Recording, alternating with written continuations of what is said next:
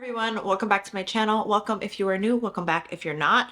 Today we're going to be diving into the long-awaited Birkin handbag journey. So I apologize, I'm a little bit behind on my filming schedule. Work has been insane and I'm just getting caught up. Without further ado, let's go ahead and get right into today's video. If you are a lover of all things beauty, handbags, luxury, and fashion, you've come to the right place. Welcome if you are new, welcome back if you're not. Don't forget to hit that like and subscribe button down below so you never miss a new video. Now, if you followed my journey, you know that I recently unboxed this beauty. This is my brand new Hermes Birkin in the gold color with the palladium hardware in the size 30. So this is my Birkin 30. You will see some veining there on the image. The veining is said to be a natural and highly sought after component and quality of these handbags. It's a very unique characteristic that the Birkins are known for, particularly in the Togo leather. And it's funny because it's actually something that has been very hard to counterfeit, and it's been very hard to duplicate this in the counterfeit market. So it's actually a sought after and highly appreciated characteristic of the Birkin and Togo leather. At first I was a little taken aback because I wasn't aware that Togo leather was known for this veining, but after having the process explained to me by my SA, I actually have learned to appreciate it a little bit more. I am enjoying the quality and uniqueness of this bag. Let's get into what I think all of you want to know, which is my Hermes journey. So I went ahead and I put together a list of all of the items that I purchased, the dates I purchased them, and when exactly I started my Hermes journey. Today, the day that I am filming this, it is September 4th, and I officially started my Hermes journey on March 9th. When I first went into the store and established the relationship with my SA, I purchased two items. They were two sandals, the Chypres and the Orans,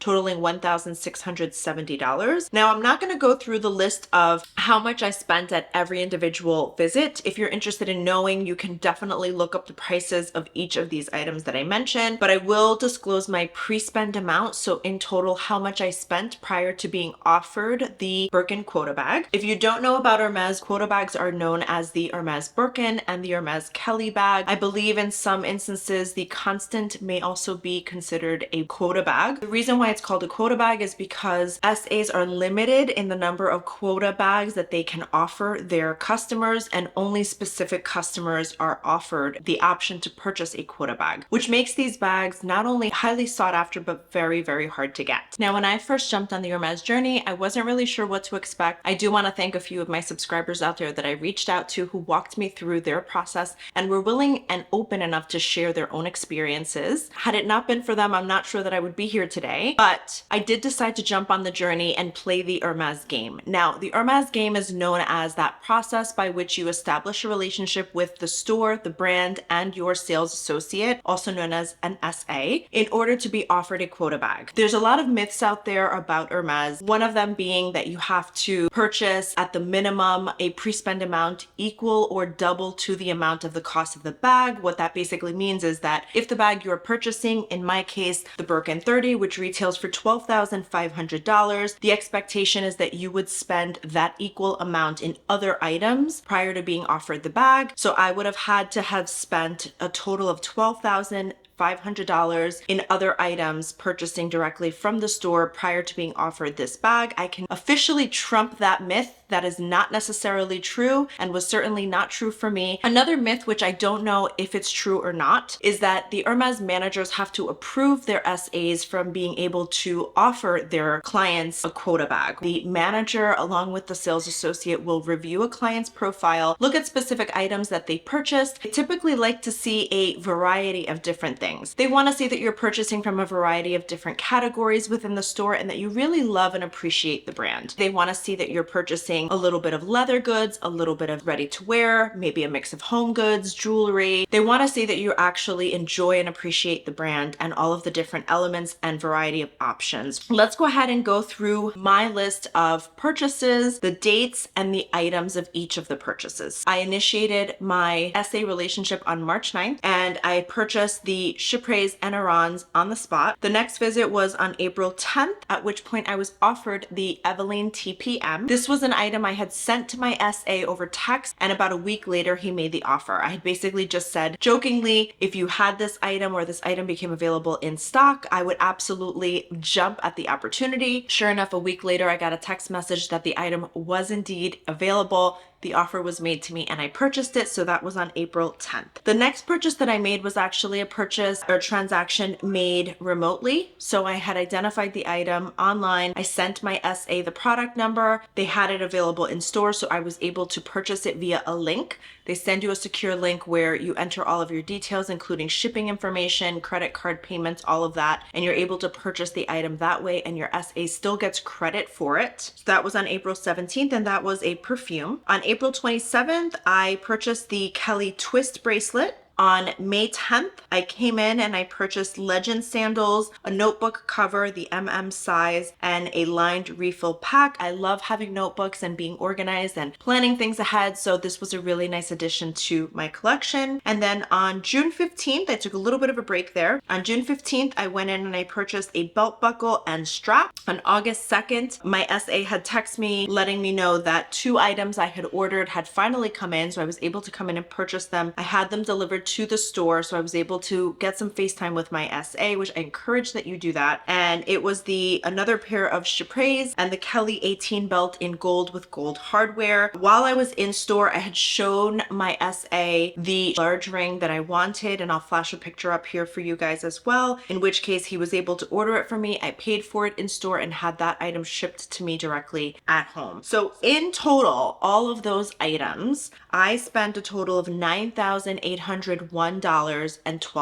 significantly lower than the cost of the bag itself. This was on August 2nd. That was the last day that I went into store. I got a text message between that day and the day that I actually purchased the bag, which was August 20th. And I had gotten sick with COVID, and unfortunately, while my SA had texted me letting me know that my wish list item had arrived, I had to postpone my visit for 2 weeks before going back into store. I wanted to be sure that I tested negative and I wasn't showing any active signs or symptoms. I didn't want to get anyone sick. I wanted to be as considerate and honest as possible. Had they told me that they weren't able to offer or hold the bag for that long, I might have, seen if there was another way around it, but I really didn't want to put anyone's health at risk. Thankfully, they were able to put it on hold for me. They held it for me for 2 weeks, at which point I went into the store on August 20th and I purchased my beautiful Birkin 30 along with the 2 Twillies that you see here and the Vegas boots. I had my SA order them or transfer them from another store to our store, but unfortunately they hadn't arrived until after the wish list item was made. So technically I had not purchased that item until after.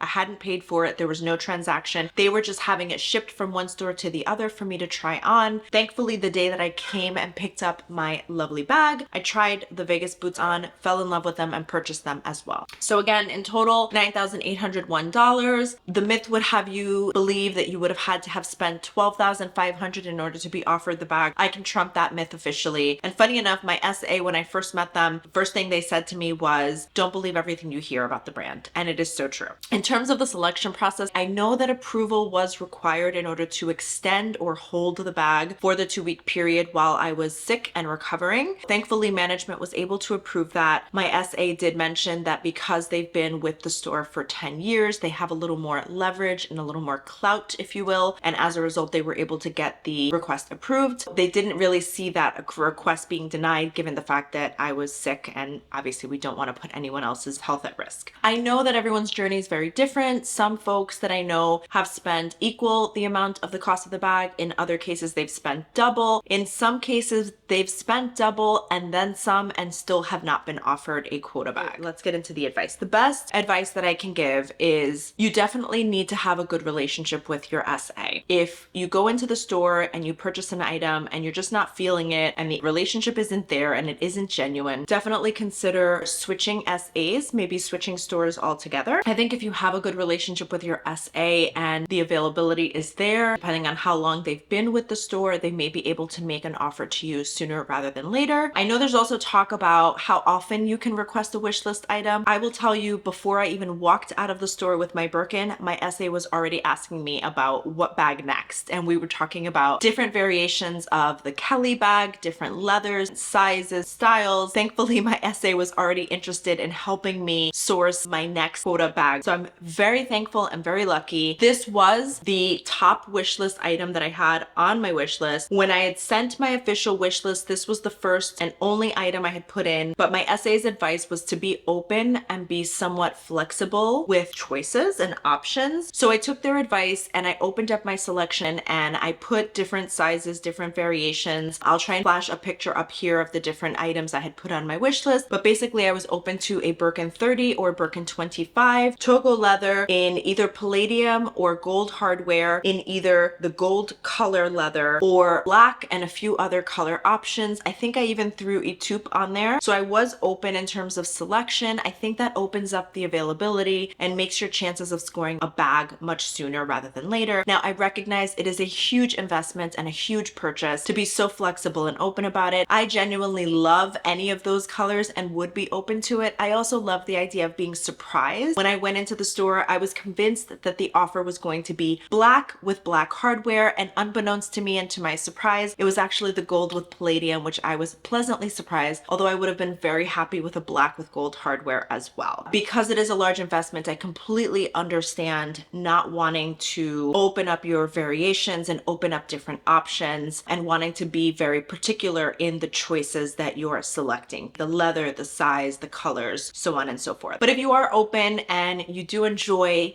different colors and different variations, I would say that will likely increase your chances of being made an offer sooner rather than later.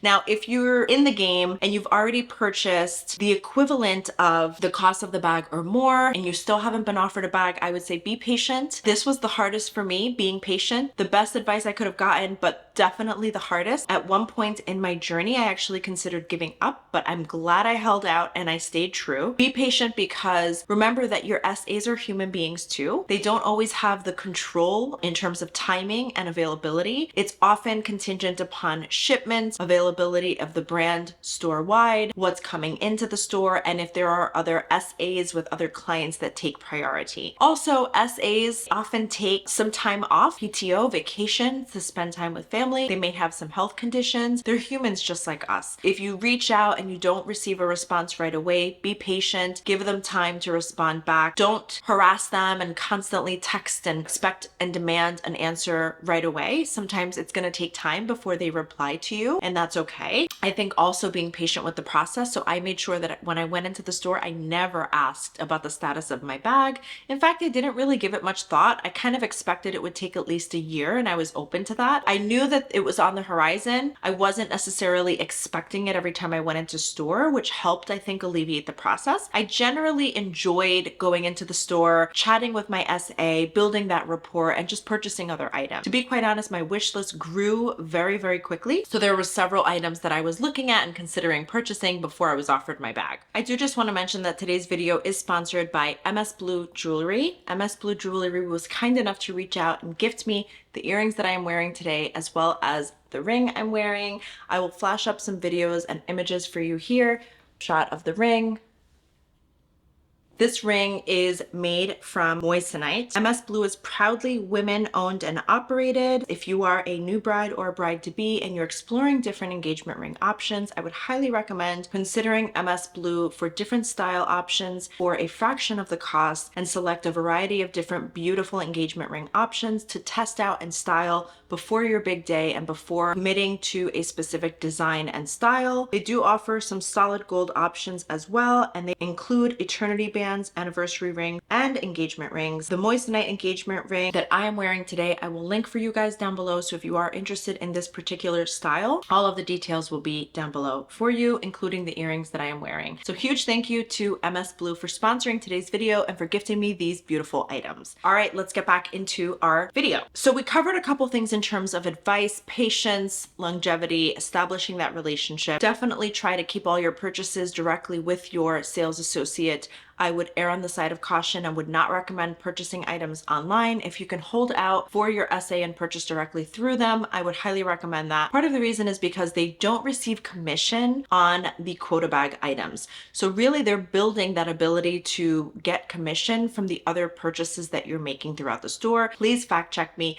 I don't know if that's 100% true, but that is based on some information I've received from other sources. There is no commission on the quota bag purchases, but there is commission on all of the other items. I've also heard that the commission amount ranges in terms of how much commission your sales associate receives for purchases ranging in different categories. So they may receive a higher commission rate for, say, ready to wear as opposed to a jewelry piece or shoes. I don't know if that's necessarily true. Definitely fact check me there, but that's just what I'm hearing. Have a wide range variety. The wider variety that you're open to, the higher your chances. And that's really it. I think that's the best advice I can give you. If you do have any questions about my journey or have anything you'd like me to answer, please include them in the comments section down below. Thank you guys so much for watching. Until next time.